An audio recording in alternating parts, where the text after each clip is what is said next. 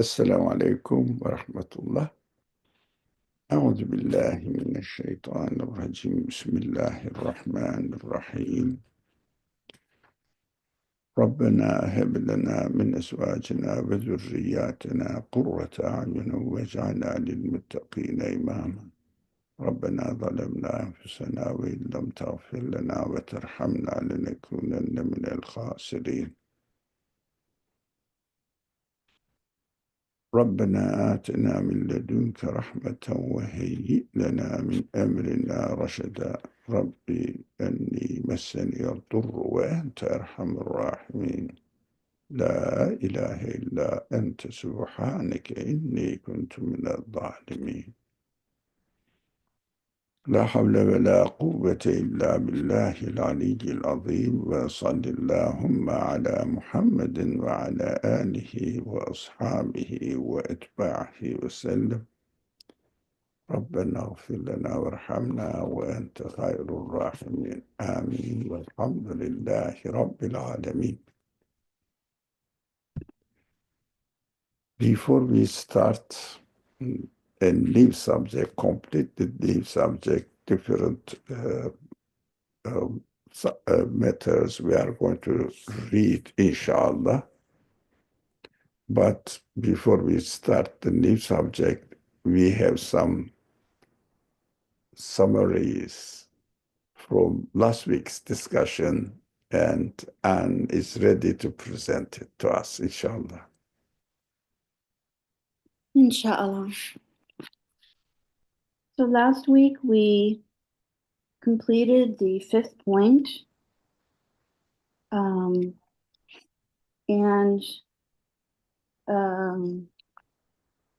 we continued to talk about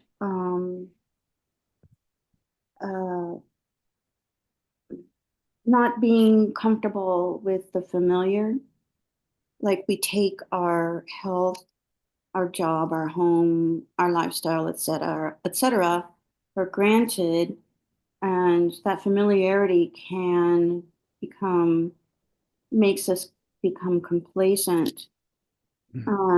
So illness actually serves an important purpose, which is we feel our helplessness.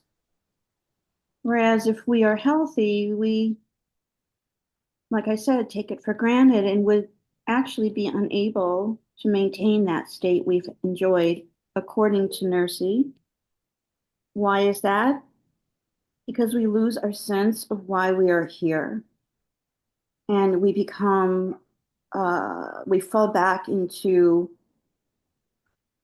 feeling self-sufficient. So with illness or misfortune, we keep getting reminders that we are not self-sufficient. So misfortunes shouldn't be viewed as necessarily a bad creation because they help us understand who we are in this world. And then Nursey uses an interesting phrase of we are living in an age of neglect. And I think it's important to note that he wrote this some 90 years ago, living in a Muslim country, and was concerned about living in an age of neglect. So I think it'd be safe to say that we are, in fact, 100 times living in an age of neglect, which is to say, it's an age when people's attention is completely distracted and diverted from their purpose of existence. And then he goes on to say, in this age of neglect, misfortune has changed its form. And I'm not sure exactly what he means by that, but that maybe we can talk about this after I complete the summary, how misfortune has changed its form. But my understanding is that we have so many more distractions and diversions constantly bombarding us. And it takes a great deal of effort to keep focused on the reality, because we have fewer and fewer reminders. And I wrote in my notes, it's almost as if we need illness to, we need these reminders because in this day and age, it's so easy to, in this age of neglect, we're constantly distracted and diverted from our purpose of existence. It's really difficult. So, in the conclusion, uh, Nursey says that God is made inherent in man, infinite impotence, and unlimited want. He has created man like a machine capable of receiving unlimited varieties of pain as well as infinite varieties of pleasure. And added to the text was some additional information by our host Ali, who in which he elaborated more on pain. I think it's probably accurate to say that pain also includes needs. And because uncountable number of human feelings are waiting for permanent satisfaction. And so I think we can describe these needs as pain. When we find the source of healing, which is God, then they turn into pleasure. So, Nursey also said that I thought this was extremely interesting, that weaknesses, impotence, and poverty are minds because they induce man to seek refuge, to seek help. I think it's unusual to think of weaknesses, impotence, and poverty as mines, as in like gold mines, um, sources of actually great treasure, because we need to be induced to seek refuge. As I said earlier, I think in the secular society, we are constantly given the message about self-sufficiency and emphasis on satisfying bodily needs and not spiritual needs, and that weaknesses, impotence, and poverty are in fact negative traits to be avoided. But Nursey calls them minds because they're a source of inducement for us to seek refuge, to seek help, and therefore find satisfaction in this world um, and in the hereafter. So that's a summary of the uh, fifth point of, now I forget what flash that was. First flash. Brother Ali was, I'm sorry, that's the second flash. Okay, and then today we're going to start a new one, the 30th flash, talking about the divine names. Inshallah, inshallah. Thank you, thank you. Again, perfect summary of last week's discussion. Just the main points are reminded. Thank you very much. Oh, Excellent. you're welcome. Yeah, mashallah. MashaAllah.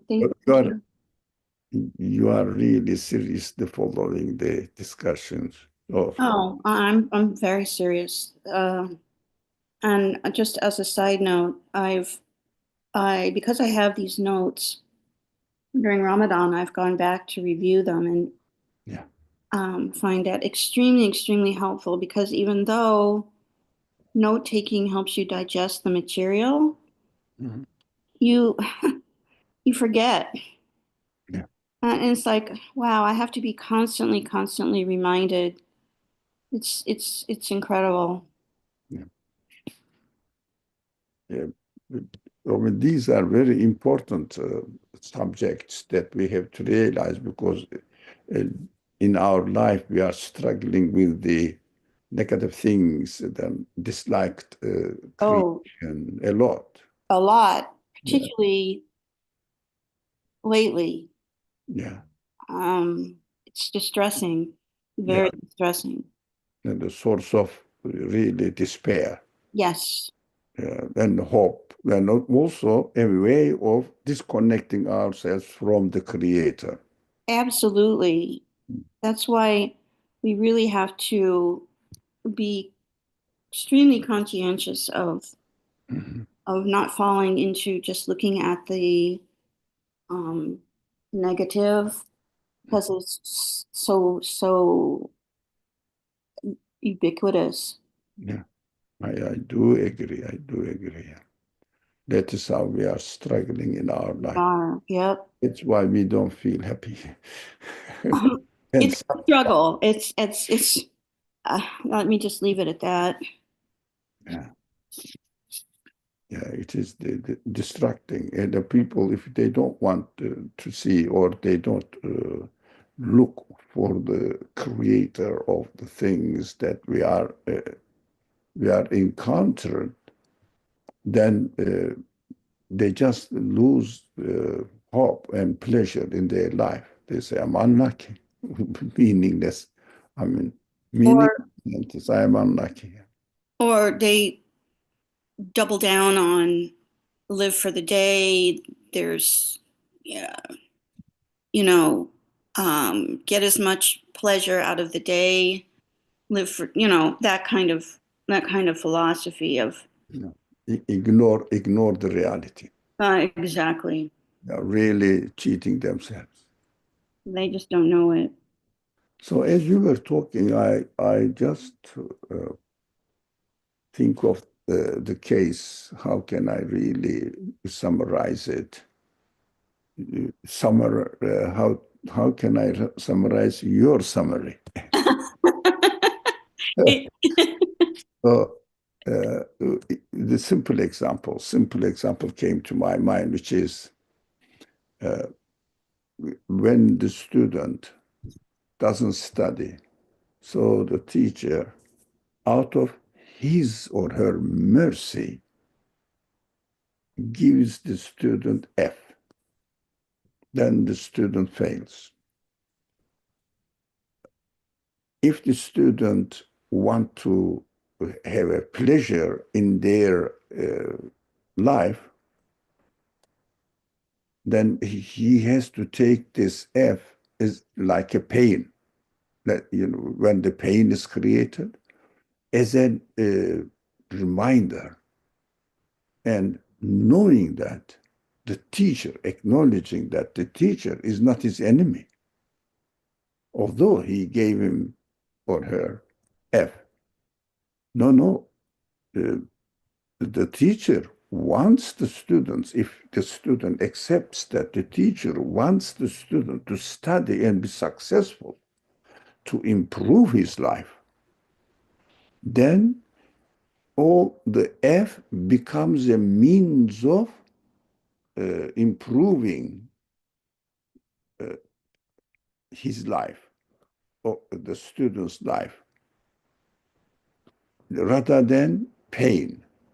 So he will say, yes, thank you, teacher. You remind me that I am on the wrong track.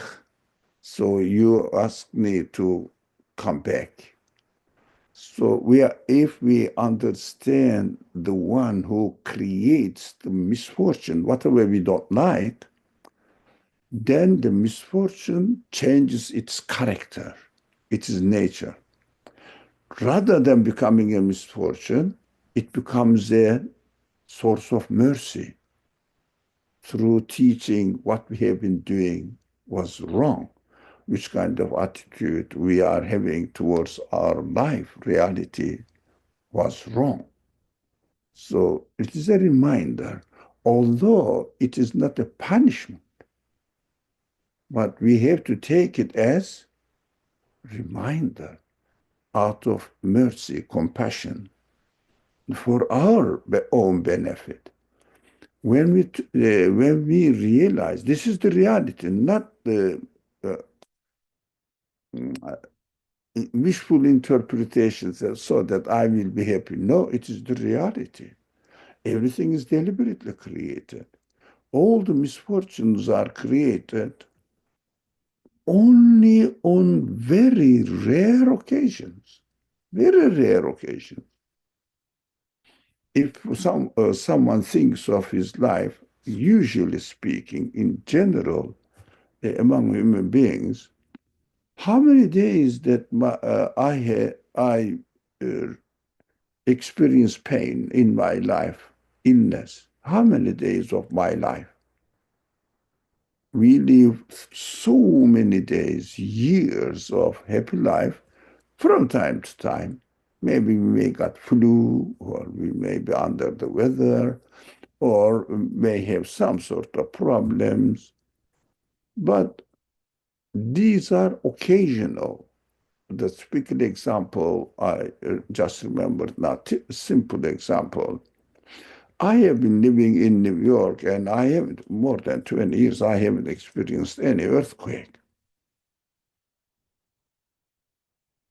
So if it happens only for 5, 6 seconds. That's it. But it is enough to remind us. And the rest of the time, Earth is given to our service perfectly, making us or hosting us, and we are enjoying our life. So it is just occasional, inshallah. So, shall we start? Yes, we should. Mhm. All right, then I think we should uh, listen to Anne to read it. So I will follow the Anne's reading. Okay, so 30th flash, the first point, the divine name most holy, Al-Qudus. In the name of God, the merciful, the compassionate. And then there's Surah 51, ayat 48. And we have spread out the earth, and how well have we ordered it. Let's see. Introduction. Yeah, it's simple. It is very simple. This subject is very simple to follow. Yeah. The text begins, Bismillah. The universe is a vast, constantly working factory, and the globe of the earth a hostel and guest house, which is continually filled and emptied. Generally, factories, hostels, and guest houses, which are thus used, become much dirtied and soiled with filth, debris, and rubbish, and putrid matter accumulates in all parts of them. They cannot be occupied unless they are kept with care and cleaned and swept. Human beings are overwhelmed by the dirt. The factory of the universe and guest house of the earth, however, are totally pure, clean, and spotless, and completely unsoiled, untainted, and fresh. There is nothing unnecessary, nothing without benefit, not a random piece of dirt to be found. Even if there is, apparently, it is quickly thrown into a transformation machine and cleaned. Yeah. Isn't that clear? It is going to give examples and also wisdom in the way it is created. The universe is created in this way, the wisdom, and then try to introduce the one who did this or does this. He is manifesting his quality of Quddus, the most holy, translated as most holy. We have a question/statement in the chat box from Fatu. All right, let's see. Can you read it, please? Yeah, Would Fatu like to read it? Yeah, would you, please do. Yeah. Can you? Assalamu alaikum wa rahmatullahi wa barakatuh. Can you hear me? Yes, we can hear you. Okay. My question was a bit on the title of our section. So I was asking, isn't every name revealed to us like as most essential? Why are these names categorized most essential? Is it most essential for blank? Or is this a question we can only answer after studying these names? No, no. We can study now. Good question. Very good question. Why it is described or defined as the divine name, most holy, and the subject was as the most essential. Every name is revealed to us essential. So where these names are categorized as most essential, which are called Asma'ul A'dam, divine names. Yeah. This tradition you find in Muslim literature a lot. Asma'ul A'dam or Ismul Azam, the most essential name or the most essential names. So why do we categorize them? Some names are as most essential names. Everyone, almost everyone, has, according to his perception, his conviction, different names described according to somebody. These are the most essential names. According to another, great people, scholars or sheikh, the Sufi teachers, great Sufi teachers, not, I don't know today's what's going on, but great Sufi teachers, really scholars and experts on educating people, and also deep scholars in the knowledge of the Quran and the Hadith. No, but they have deep knowledge, and beyond imagination how deep they are in their studying the Quran and Hadith narrations, Islamic literature. These great people, almost all of them have different essential names according to their capacity. So simple. What attracts them when they reflect on the creation of the universe or creation of their own selves? What attracts? Famous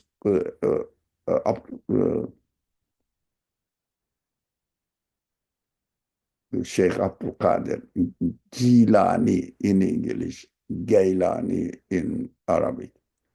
Now, Abdul Qadir Jilani, for example, the name Quddus and High are the most essential name.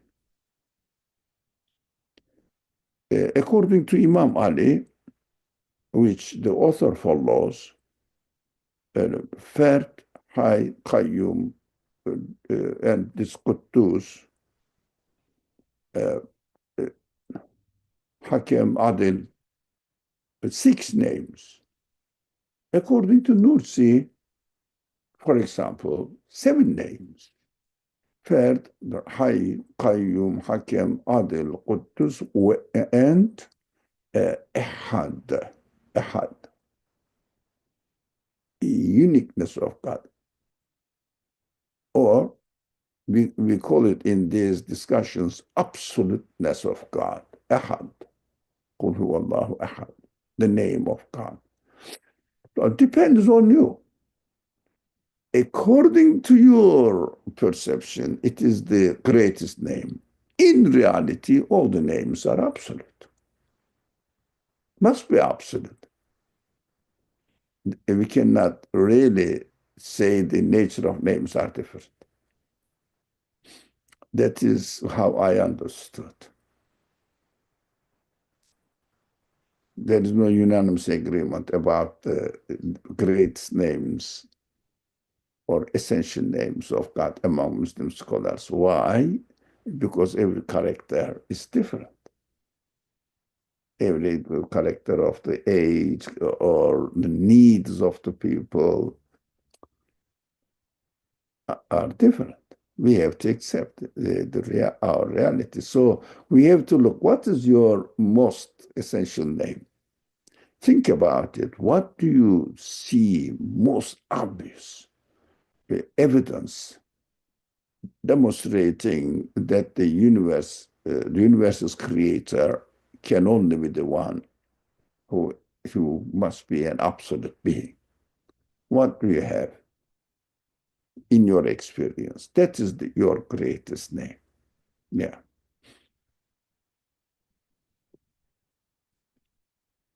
Any more? Is it? Oh, that's clear. Thank you so much. No, you are most welcome. Yeah. Now we understand that in the first paragraph. Would you like to share your ideas about the first paragraph? Yes, just a couple of things. I really liked the part that you already have underlined. Nothing without benefit. There is nothing unnecessary, nothing without benefit, not a random piece of dirt to be found. No, nothing. Nothing. It's a very interesting perception because to most people's eyes, they would find that a curious statement. Like if you walk around New York City, I think you would find um, this you would be challenged by this. There's dirt and garbage and litter and so on and so forth is everywhere. Um, that's the literal meaning. Yeah. Human dirt, not Uh, creation, not in creation. um, so it's interesting to say actually no, it's not random. No. Um, my question though is the following statement. Even if there is apparently, it is quickly thrown into a transformation machine and cleaned.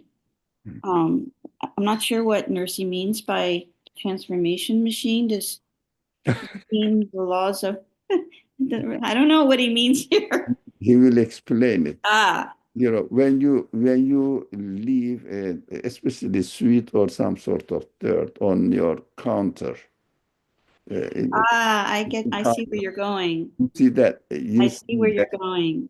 these transformation machines run there and gather how do they know?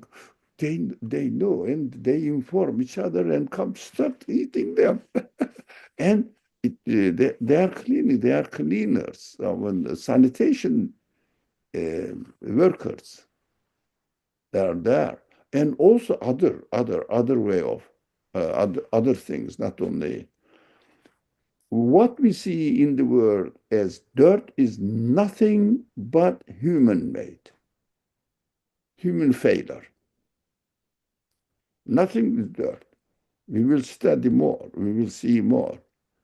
For example, the dirtiest thing that we can imagine that the animals and human beings discrete, they are used for fertilizers and they are needed. Of course, we don't want them in our body, and our body is created in such a way that they clean the dirty, go out, and then it doesn't become an unwanted dirt somewhere there. It becomes a fertilizer. In some poor countries, the animal waste, animal waste, are used for to burn in winter or to cook as a source of fire. Nothing is dirt. Nothing is wasted in the universe. Nothing. Nothing. We will see. even we dirty the earth and the atmosphere, and still God creates in such a way that it's cleaned. But something we do here, deliberately, I throw the paper and leftover food on the street. And of course, there are many people passing by and the traffic. And then these transformation machines cannot approach. It cannot come and clean them. They are frightened of being disturbed by human beings and cars and moving activities. Otherwise, they will clean it. They will come and clean it. Human dirts, even, they will clean it. But as long as it is not plastic or something, or it's not to be consumed, these are all the faults are human faults.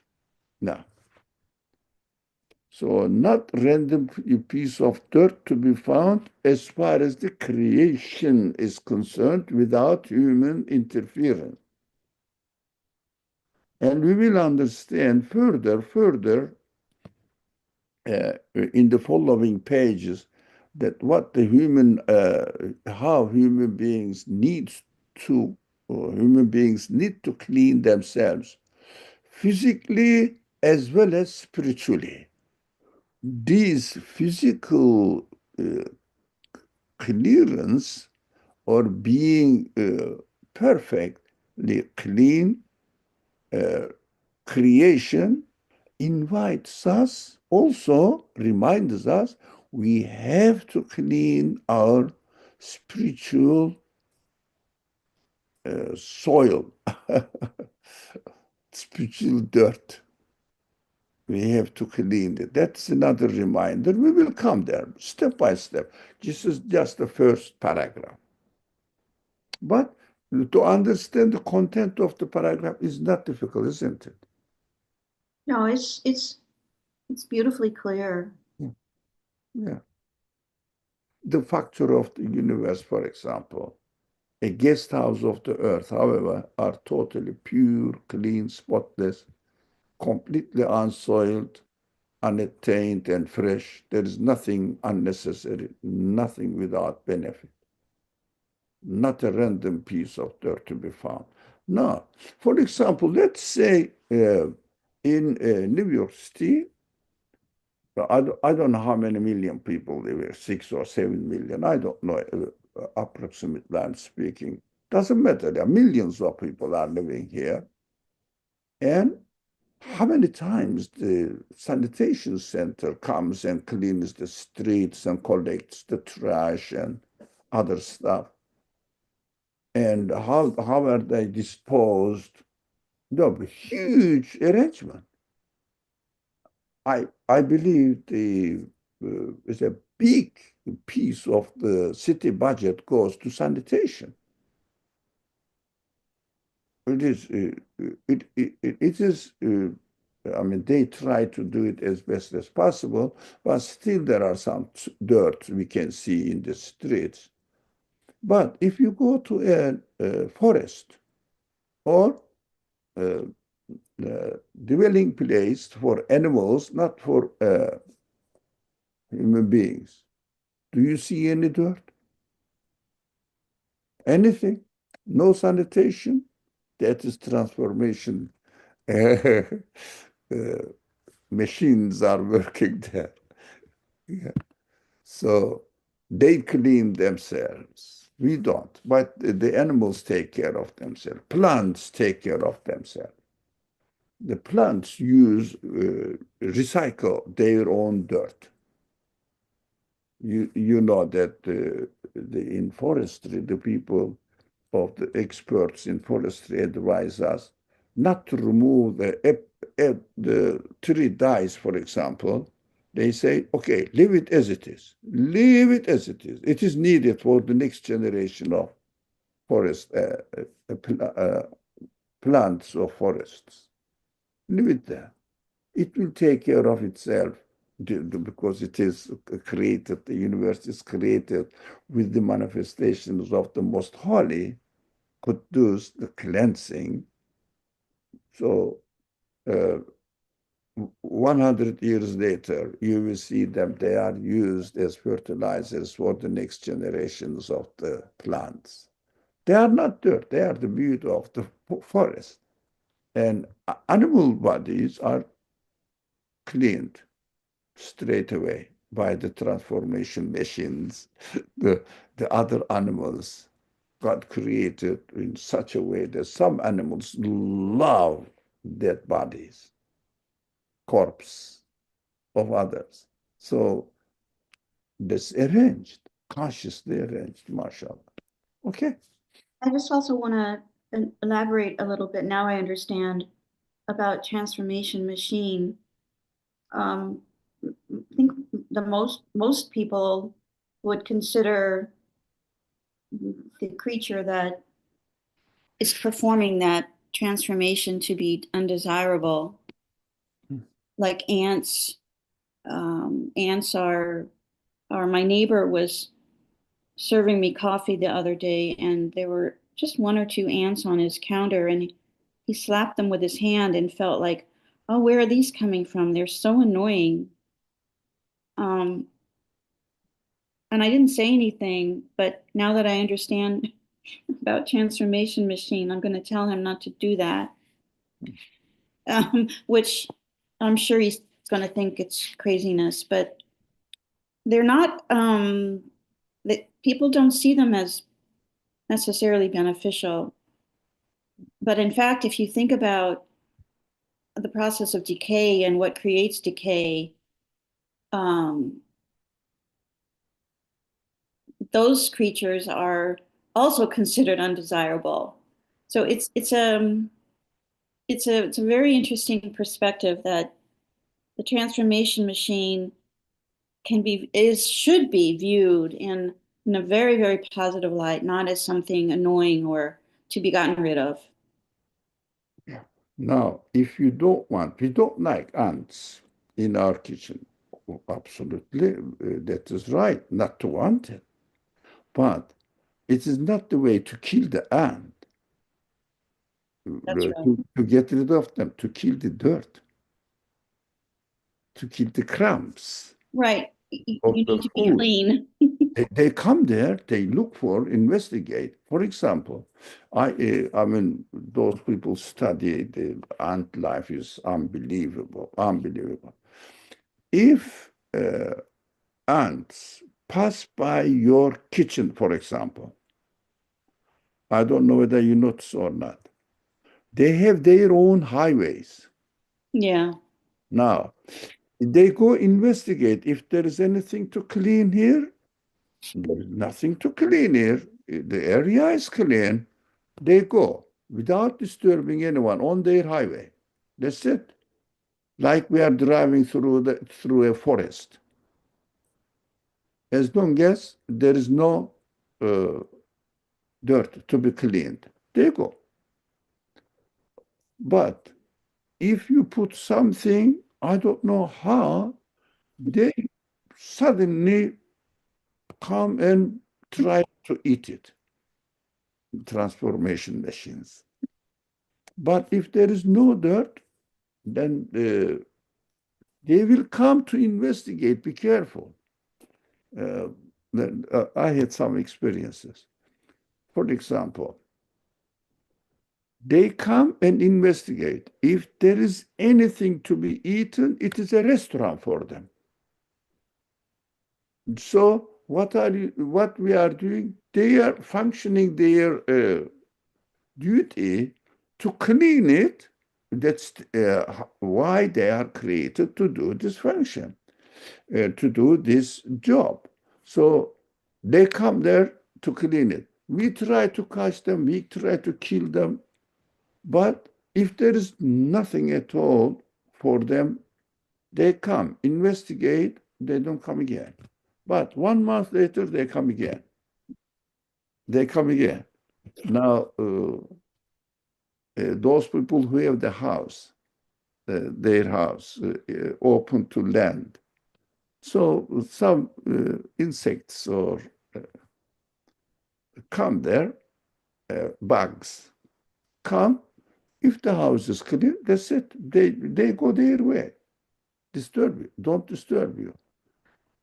Anyways, it means rather than getting angry with unwanted creatures, bugs, we have to take care of our responsibility because we don't have any right to blame them, inshallah.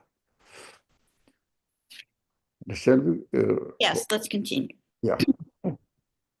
This means that the one who looks after this factory does so very well. Mm. Its owner is such that he sweeps and cleans and orders the vast factory, an extensive palace, as though they were small rooms. Considering the size of the huge factory, there is no dirt or rubbish remaining from its filth and debris. Indeed, its cleanliness and tidiness are remarkable. Mhm. The huge universe is clean. Of course, we are more interested in the earth. We are living there. That's our home. So it is clean as well, unless we dirty it, especially this chemical dirt, chemical artificial dirt. That is human product. Yeah. Okay, so to continue. Yeah, I mean, if you have anything, anyone has any comment or concern, question, I would love to hear. Otherwise, I think the paragraph we understand it is so clear, right? Yeah, Okay. indeed. If someone does not wash himself and clean his small room for a month, they will become extremely dirty and soiled. That is to say, the cleanliness, purity, and luminosity in this palace of the world arise from a continuous, wise, and diligent cleaning. If it were not for this cleaning, sweeping, and careful tending, in 1 year, all the 100,000 animal species would have been choked on the face of the earth. Mhm.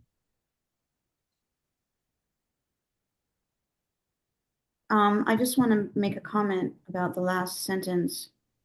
Um, I was a biology major in college, and um, I think one of the things that we studied was, ecological systems. And an ecological system is a good example of cleanliness, purity, and luminosity because everything is intertwined. If an animal dies, little creatures come and we think it's disgusting, but they come and eat it.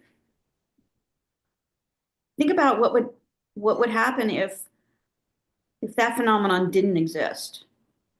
If a bug dies, ants carry it away and eat it for food.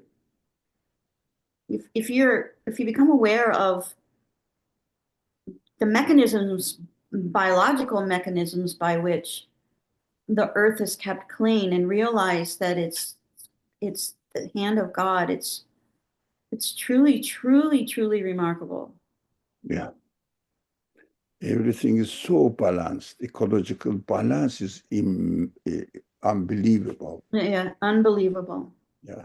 Uh, I I was told that there is a kind of fish which eats the dirt of other fishes. Yeah. Yeah, And it's people who have aquarium in their home, they get this fish as well next to the other. bottom feeder. It's a Sorry. bottom feeder that eats all the debris from that the other fish deposit. There are maybe thousands of different, no, I don't know, tens of thousands of different fish are living in the seas and the ocean. Never gets dirty Never. unless we dirty it with chemical waste. We dirty it and we kill the animals as well. We are really, we think that we are animal lovers. No, we are animal animal haters, as if.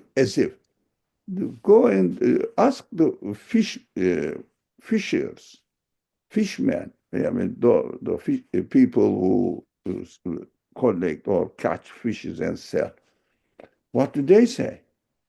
If they are uh, catching the fish from nearby American and China down there in the Ocean, they are cheaper than the ones from Atlantic, for example. Why? Because these are polluted. Mm. These are here. Why?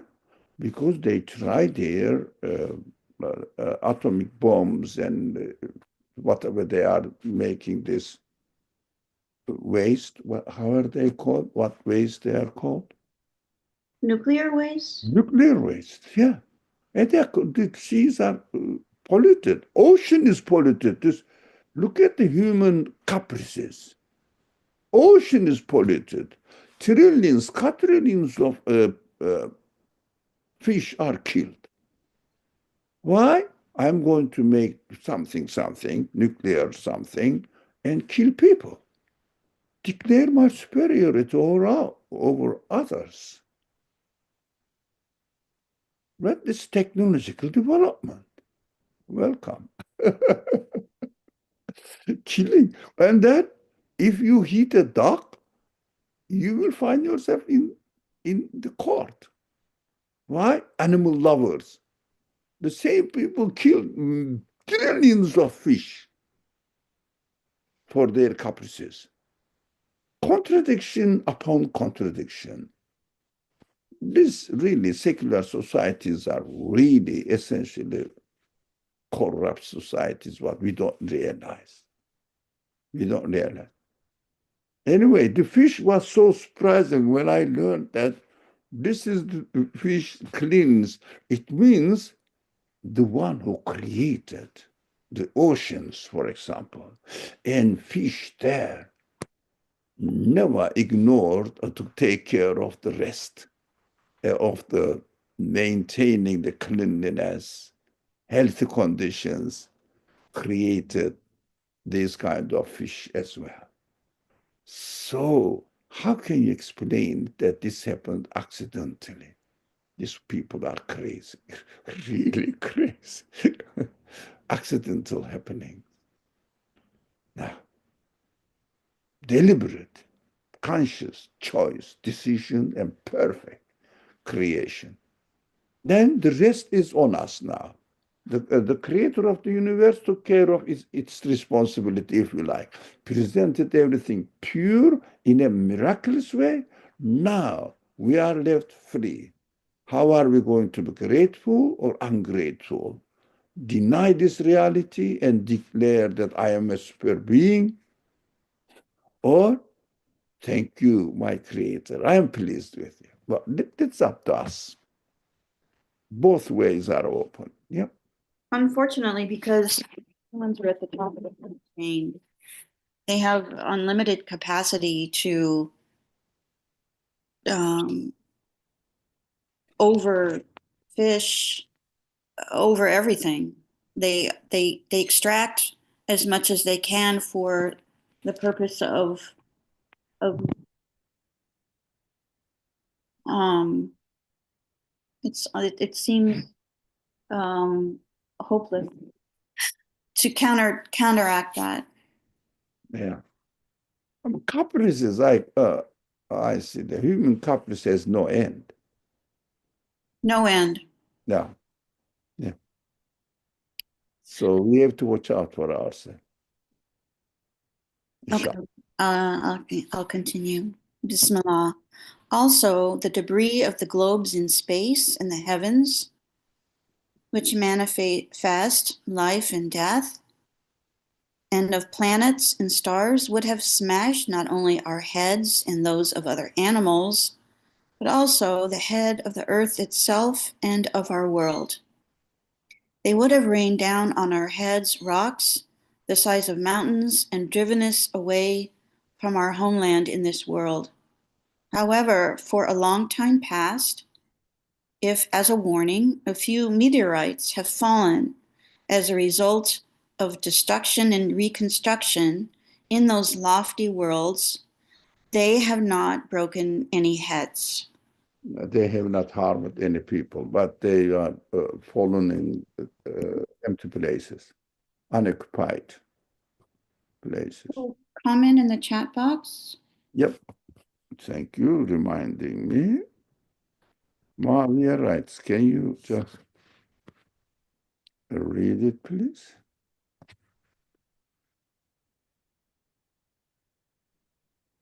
Hello? Maria, go ahead. Yeah, Sorry. Maria or Can Pan? you? Oh, okay. No, I prefer Oh, all Maria. right, Maria, go ahead. Of course, it is better. You wrote it. Yeah, so this is maybe on the earlier discussion, like just a few minutes ago. I don't know if you moved on. No, that's fine. I was asking like if we're like the vicegerents of God on this planet, do we have a responsibility of maintaining this in of course appreciating the order. That's definitely there. But you were mentioning how like nuclear waste is a really good example. It's such a toxic thing and it doesn't go away for many years.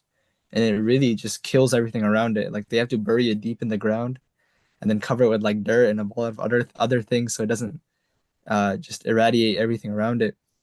But if we're the vicegerents of God on this planet, do we have the responsibility of maintaining this order as well?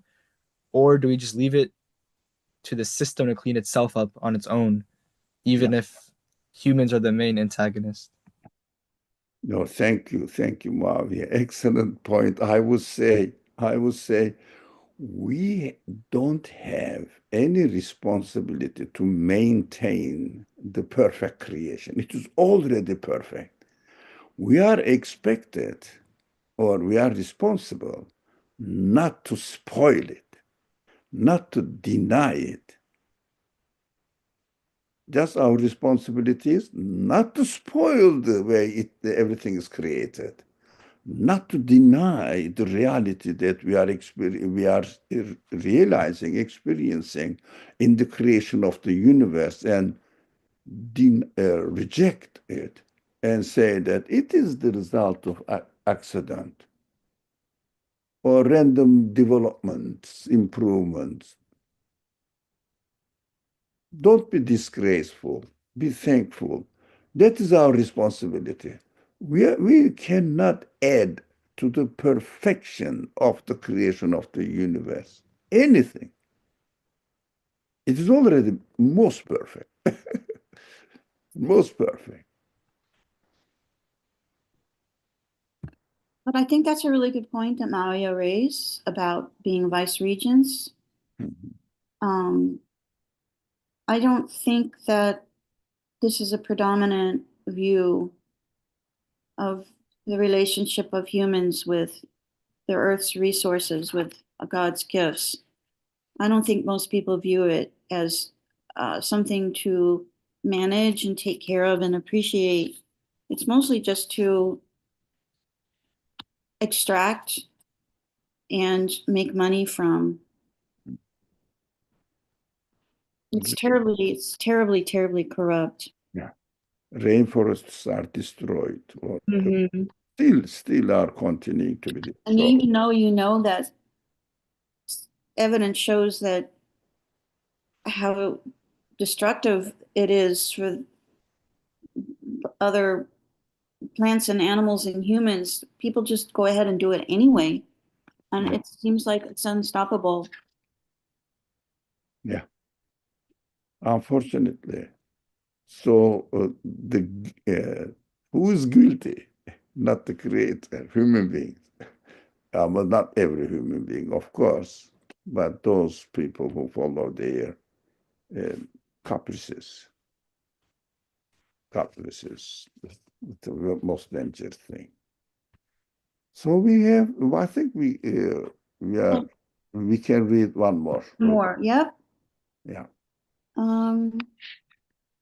Furthermore, the corpses of 100,000 animal species and the debris of 200,000 plant species each year on the face of the earth, resulting from the alternation and struggles of life and death, would have so utterly filthied the land and the sea that conscious creatures, rather than loving and delighting in the face of the earth, would have felt disgust and aversion at such ugliness and fled to death and perish away.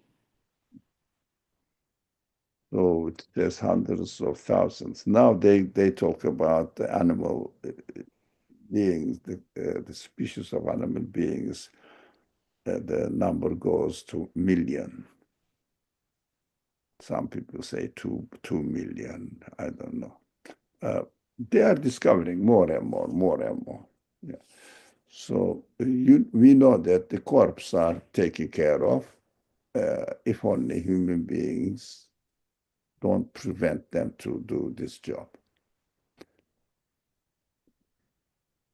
Perfect creation. That's what we understand. That's we will get our lesson from it now. What are we going to learn from it? So apparently, it should not be that clean, but it is. It is consciously arranged as it is, consciously arranged. So we have to question now. Slowly, slowly, the subject will go, who is doing this? So what are our responsibility towards this one now here? Now, just to come to this next paragraph, which is a kind of changing the direction of approaching this subject. So we can read one more paragraph, inshallah, today. Bismillah. Just as a bird cleans its wings with ease, so too the wings of the heavenly bodies and the pages of the book of the universe are cleaned and made beautiful. So much so that even people who do not consider the infinite beauty of the hereafter and think with belief in the Creator become lovers of this cleanliness and beauty of the world. They worship it. Isn't that interesting? Even if you don't acknowledge the Creator, still we love the beautiful creation. We love the beautiful creation, and we become animal lovers or plant lovers, or we are the ecologists. But we don't think how the universe is perfectly arranged in this way, so that we have to acknowledge it is creator rather than what is created. Of course, by looking at what is created, we have to learn. For example, does anyone, I know someone at this, keep cats in their home? Oh, I do. Okay. Do you not stay they clean themselves continuously? Absolutely. Constantly.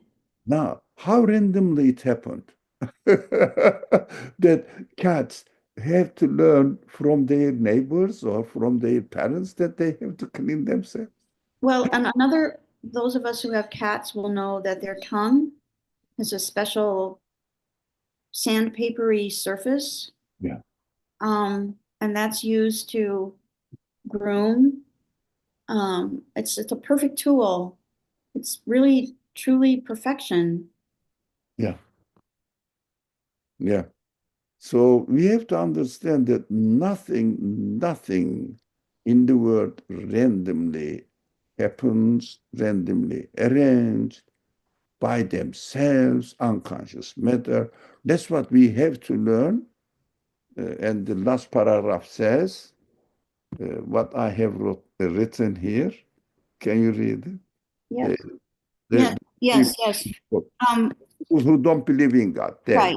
They worship what is created beautifully, but not their creator. Yeah. They think as if unconscious beings are arranging all of those wonderful creation. Yeah. Yeah, like if you think about the Sierra Club or I don't know, other nature clubs, Yeah. it's a perfect example. I'm sure they're looking at it from a quite secular point of view. Yeah, maybe. Yeah. But unfortunately, they pay attention to what is created, but they ignore the one who created them. Although they admire the art, but they ignore the artist. They admire the art and deny, maybe. We don't know, but especially the specific ones who are, I don't know who they are, but deny God and doesn't believe in God, but nature worshippers. Now, rather than the one who created the nature, you should worship, not what is created. So you have to admire the art, but this admiration of the art should lead you, take you to admire the artist. So, and thank him, the artist, not the piece of art you have to thank and worship the art. No, admire and acknowledge the artist. That is worship, acknowledging the artist. Now they acknowledge the art, what is created. Beautiful. Inshallah, next week we will continue this practical subject and gives us a new perspective how we should look at the world next time in our life, inshallah. Any more comment?